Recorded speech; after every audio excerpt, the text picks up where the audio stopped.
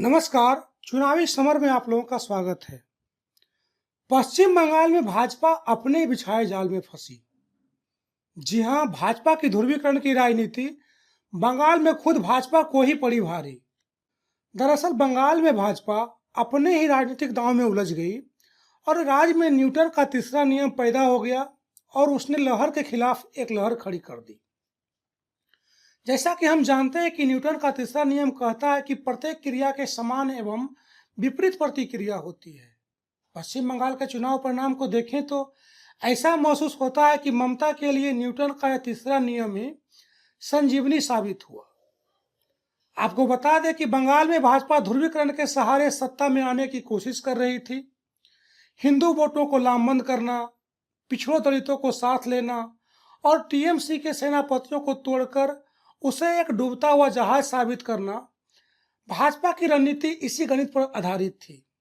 हालांकि भाजपा ऐसे करने में खासी सफल भी रही, क्योंकि ऐसा न होता तो पिछले विधानसभा चुनाव में 3 सीट जीतने वाली भाजपा राज्य की दूसरी सबसे बड़ी पार्टी और एक दमदार विपक्ष के रूप में न उभर पाती। वैसे भाजपा को यह उम्मीद थी कि वाम दल और कांग्रेस का गठबंधन अगर अपना पुराना प्रदर्शन भी दोहरा लेगा और हिंदू ध्रुवीकरण हो पाएगा तो चुनाव के रण में चमत्कार संभव है। लेकिन किसी को भी यह उम्मीद नहीं थी कि कांग्रेस और वाम दल इतना बुरा प्रदर्शन करेंगे। जानकारों के अनुसार बंगाल में भाजपा के लहर के खिलाफ एक और लहर पैदा हुई। यह लहर ही हिंदू ध्रुवीकरण के खिलाफ मुस्लिम और धर्मनिरपेक्ष या भाजपा को पसंद न करने वाले हिंदुओं के ध्रुवीकरण की थी। यह लहर थी अपने पारंपरिक पार्टियों को छोड़कर किसी ऐसे के साथ खड़े होने की जो भाजपा को रोक सके।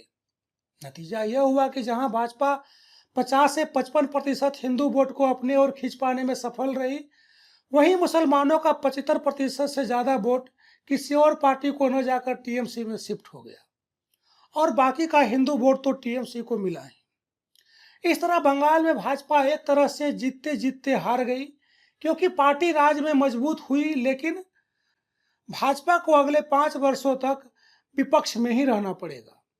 ऐसे में आलोचकों ने कहा है कि बंगाल में ममता बनर्जी को सबसे ज्यादा लाभ भाजपा की आक्रामक रणनीति की वजह से हुआ, यानी कि ममता को कमजोर करने के चक्कर में भाजपा की रणनीतियों के कारण खुद ममता मजबूत हो गई और राज्य में एक बार फिर ममता का दबदबा देखने को मिला। धन्यवाद।